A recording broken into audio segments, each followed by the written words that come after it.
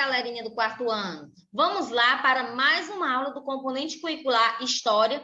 Bem, nesta aula vamos dar continuidade ao conteúdo que iniciamos no vídeo anterior falando sobre o abolicionismo. Nesta aula, o tema será as leis e a realidade. Além de toda a pressão interna pela abolição que estava ocorrendo naquele período, muitos governos estrangeiros eles estavam pedindo que Dom Pedro II ele acabasse com a escravidão no Brasil. Então, para responder a essas pressões, o governo brasileiro aprovou as chamadas leis abolicionistas. E essas leis abolicionistas, elas foram aprovadas no Brasil entre 1850 e também 1888. Elas fizeram parte da transição gradual que o país percorreu até decretar a abolição da escravatura, que aconteceu por meio da Lei Áurea somente em 13 de maio de 1888.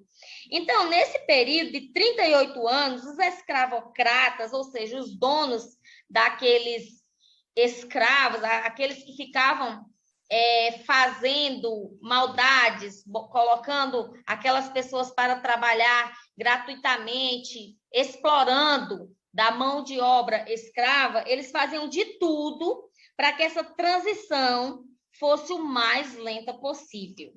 Claro, eles queriam continuar tendo trabalho de graça, né? Por isso que eles ficavam fazendo de tudo para que essa abolição total acontecesse o mais tarde possível.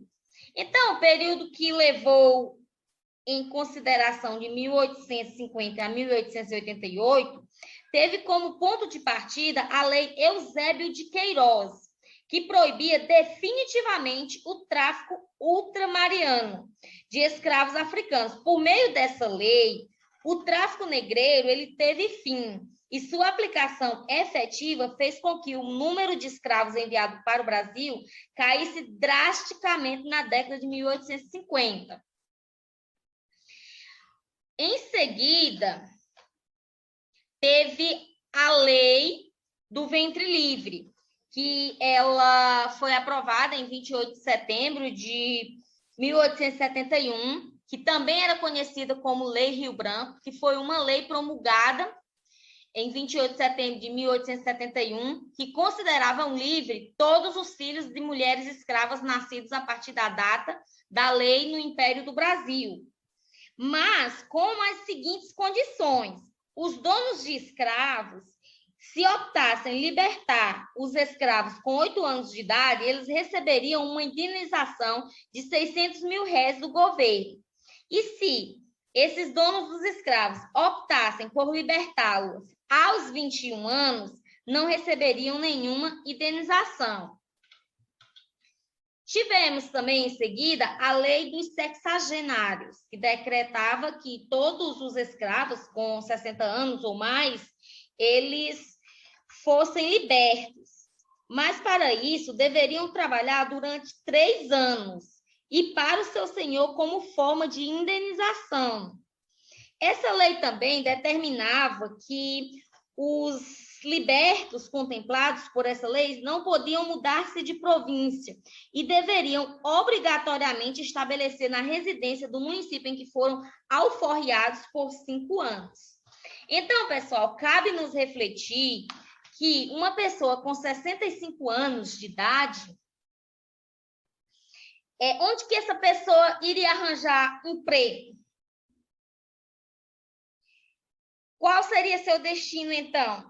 Seria perambular pelas estradas, pedindo comida ou pedir ao Senhor para que ele continuasse a trabalhar para ele, né? Então, pessoal, em seguida, foi aprovada também a Lei Áurea, que essa Lei Áurea ela foi decretada em 13 de maio de 1888, depois que foi aprovada no Senado e também assinada pela princesa Isabel. Essa Lei Áurea, ela decretou a abolição definitivamente e imediatamente da escravatura do Brasil. E ela foi resultado da forte pressão que o governo estava sofrendo por meio da população sobre o Império, né? por meio dessa lei áurea, cerca de 700 mil escravos conquistaram a sua liberdade. E essa lei áurea ela foi comemorada por todo o país, com festas, missas, campais, comícios, que reuniam um grande número de pessoas.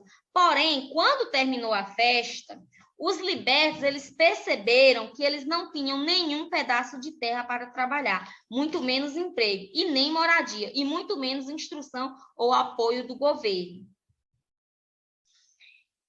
Então, os afrodescendentes, após a abolição, eles sofreram, continuaram sofrendo e submetidos a trabalhos degradantes. Por quê? Porque esses libertos, nessa época que o Brasil libertou os escravos, o governo brasileiro não estabeleceu nenhuma política pública que viesse a apoiar os ex-escravos.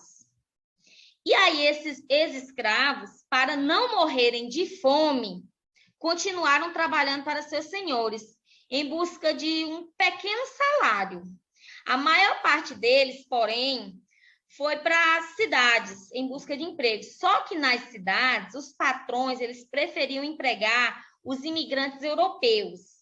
E aí, diante disso, os libertos tiveram que aceitar os piores serviços e morar em casas muito pobres, em cortiços, e morar em morros também, locais que são impróprios, locais perigosos, desumanos também. E esses pouquíssimos mesmos desses escravos que foram libertos naquela época conseguiram melhorar de vida. E até hoje, mas mesmo assim, até hoje, permeia a luta pela igualdade de direitos. Bem, galerinha, essa foi a nossa aula de hoje. Deixo aqui o meu abraço virtual. Realize as atividades propostas por seu professor e até o nosso próximo encontro.